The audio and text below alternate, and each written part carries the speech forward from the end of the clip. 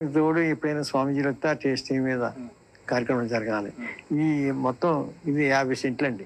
50 సెంట్లు కూడా ఆశ్రమం కింద వేస్తాం. ఈ గోడ దాటిన తర్వాత ఎకరం భూమి ఉందండి మా అబ్బాయిది, మూడో అబ్బాయిది.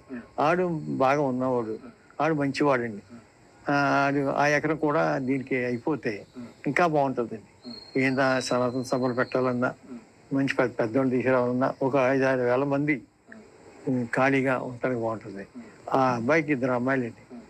పెద్ద అమ్మాయి ఇంజనీరింగ్ చదువుతుంది. మొన్న ఈ తనకు వేసవకాలం వచ్చారు ఇక్కడ.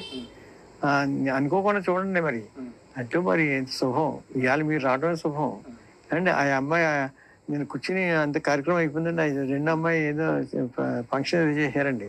అమ్మాయి పెద్ద మనిషి అయితే అప్పుడు కూర్చోండి అమ్మా కూర్చోండి అన్న. వాళ్ళకి తెలుగు దానికి అసలు తెలుగు రాదు, పెద్దానికి తెలుగు వస్తుంది. ఏంటి తాతయ్య అన్నది. ఏంటమ్మా తాతయ్య చాలా బాగుంది ఇక్కడ అంటే, అమెరికా కంటే బాగుంది ఏంటే బాబు, అమెరికా గొప్ప ఉంటుంది అంటే. అబ్బాయి అమెరికా ఏంటి అది చాలా ఆనందంగా ఉంది ఇక్కడ, ఇలాగ ఉండగలదు ఏంటి అమెరికాలోని అన్నది. ఎందుకంటే బాబు అందరూ అమెరికా అంటే పెద్ద గొప్ప అంటారా, నువ్వు అలాగంటున్నావు అన్నది. అప్పుడు అందండి ఆవిడ, నేను ఏమనలేదు పెద్దదండి, ఇప్పుడు ఇంజనీరింగ్ చదువుతుంది. తాతయ్య ఈ గోడ తర్వాత ఎకరం ఎవరిదని అడిగిందండి. నీదేనే, నీకు రాసాడు నేనన్నా నీదన్న. అయితే ఆ ఎకరంలోని ఏ మొక్కలు వేయకు, వేయకు, ఆ ఎకరాన్ని ఆట స్థలం కింద వదిలే, దీనికి అటాచ్మెంట్ కానీ అందరూ వచ్చి ఆడుకుంటారండి. కానీ వాలీబాల్ బ్యాడ్మింటన్ గట్రా ఆడుకుంటారు అందండి. అయ్యి బాబు నాకు ఇంకా సౌండ్ లేదండి, నాకు ఏంటి ఇంత మంచి ఐడియా వచ్చింది దీనికి అనుకుని సంతోషపడ్డాను. మళ్ళా అందే తాతయ్య నా ఫస్ట్ జీతం నాకు 10 లక్షలు వస్తుంది నెలకి. ఇంజనీరింగ్ అయిపోయిందంటే నాకు 10 లక్షలు స్టార్టింగ్ వస్తుంది, నేను ఫస్ట్ జీతం నీకు ఇచ్చేస్తాను డెవలప్మెంట్ అన్నది.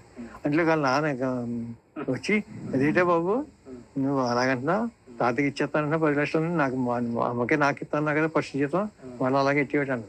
అలా కదా నాన్న నీకు 2వ జీతం ఇస్తానులే, ఇది తాతకి ఇస్తాను. నాకు అప్పుడు అనుకున్నాను అనమాట, ఏంటి ఇలాంటివి చెప్తున్నాయి అని చాలా సంతోషపడ్డాను. ఇప్పటికైనా అది ఉద్దేశం ఉందని నాకు.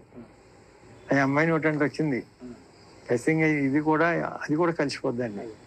ఈవేళ మీరు రావటం కూడా నాకు చాలా ఆనందంగా ఉంది. ఇంచేదంటే ఇంత ఇంటర్వ్యూ ఎప్పుడు కూడా జరగలేదు, నేను ఎవరిని పిల్లలేదు, ఆర్భాటంగా చెయ్యాలండి, నాకు ఆ కోరిక లేదు.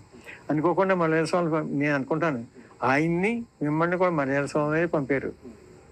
మనం నిష్కల్మషంగా చేస్తున్నాం, రూపాయి ఆశించేయట్లేదు. ఖచ్చితంగా ప్రోగ్రెస్ బాగా డెవలప్ అవుద్దని ఉంది నాకు.